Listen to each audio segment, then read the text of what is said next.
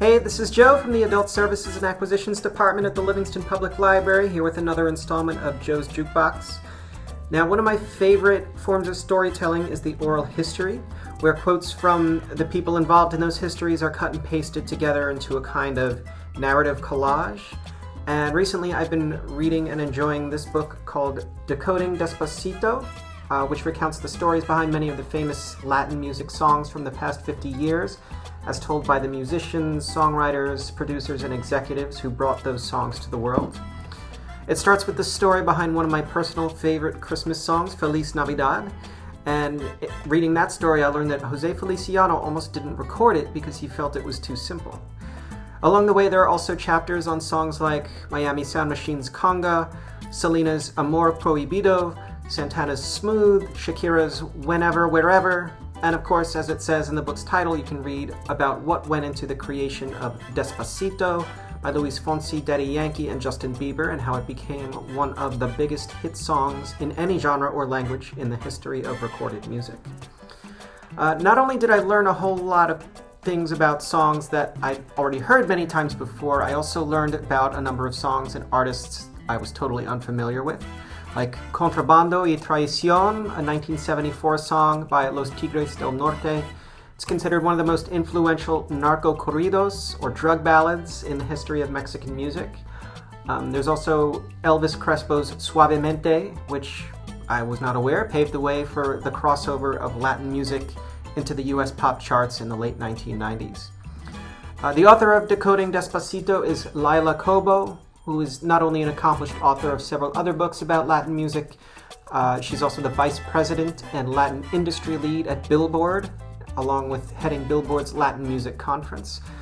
In addition to writing very informative introductions to each chapter in the book, she conducted many of the interviews for the book and edited them all together, so you know that Decoding Despacito has been constructed by one of the top experts in Latin music today.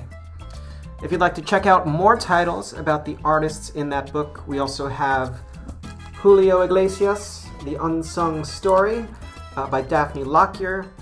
We've got Music to My Years, a mixtape memoir of growing up and standing up by Cristela Alonso, in which she tells her story of growing up as a first-generation Mexican-American, and it has chapters based on songs by Ricky Martin and Selena. Speaking of Selena, we have a few biographies about her for the young readers out there.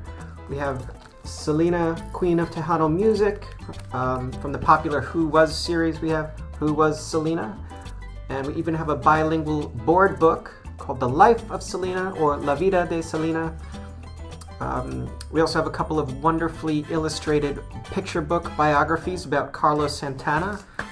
We have When Angels Sing, the story of Carlos Santana, and Carlos Santana, Sound of the Heart, Song of the World. Now, if you're interested in other great oral histories about music, we got you covered there. In addition, a recent addition to our print collection is this one, Nothing But a Good Time, The Uncensored History of the 80s Hard Rock Explosion. We also have Woodstock, The Oral History, and we have On the Record, Music Journalists on Their Lives, Craft, and Careers. And finally, we have Taylor Jenkins Reid's Daisy Jones and the Six. Now, unlike all the other books, this one's actually a novel, but it's in the form of an oral history about a Fleetwood Mac-esque rock band. Plus, there's an excellent audio book version of this, narrated by a cast that includes Jennifer Beals, Pablo Schreiber, and Judy Greer.